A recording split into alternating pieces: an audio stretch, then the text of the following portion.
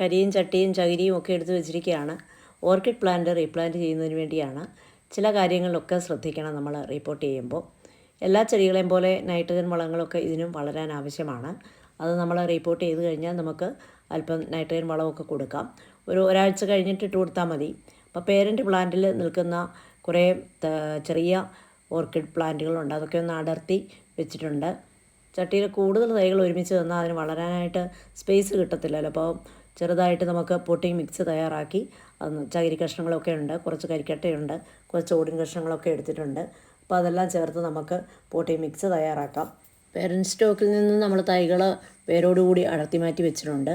അതുപോലെ വലിയ സ്റ്റെമ്മുകളുണ്ടെങ്കിൽ അതും നമുക്ക് കട്ട് ചെയ്ത് നമ്മൾ തയ്യാറാക്കുന്ന ഇത്തരം പോട്ടിംഗ് മിക്സിലേക്ക് നട്ടു കൊടുത്താലും പെട്ടെന്ന് തന്നെ പുതിയ ഓർക്കിഡ് തൈകൾ വേര് പിടിച്ച് കിട്ടും. ഒത്തിരി വെള്ളമൊന്നും ഒഴിച്ചെടുക്കേണ്ട കാര്യമില്ല. അതുപോലെ ഈ ബനാന പീലൊക്കെ നമുക്ക് തിളപ്പിച്ചിട്ട് തണുപ്പിച്ച് വേണമെങ്കിൽ ഒഴിച്ചു കൊടുക്കാം. ഒത്തിരി വലിയ പോട്ടുകളിൽ വെക്കുന്നതിനേക്കാൾ നല്ലത് ഇതുപോലെ ചെറിയ പോട്ടുകൾ വെക്കുന്നതാണ്. അതുപോലെ ഈ പോട്ടുകളിലെല്ലാം നല്ല വെള്ളം വാർന്നു പോകാനുള്ള സൗകര്യമുള്ള പോട്ടുകൾ വേണം എടുക്കാൻ. അത് ഓർക്കിഡിനായിട്ട് പ്രത്യേകം പറഞ്ഞു കഴിഞ്ഞാൽ നമുക്ക് അതുപോലെയുള്ള ചട്ടികൾ വാങ്ങാൻ കിട്ടും. നിറയെ ഹോൾസുള്ള ചട്ടികളിലാണ് ഓർക്കിഡ് നടേണ്ടത്. ഇത് പൂവിട്ട് ഇല ഒഴിഞ്ഞു നിൽക്കുന്ന ഒരു സ്റ്റെമ്മിൽ നിന്ന് പുതിയ തൈകൾ ഉണ്ടായതാണ്. ഇതും വേണമെങ്കിൽ നമുക്ക് അടർത്തി പുതിയ ചട്ടികളിൽ വയ്ക്കാം.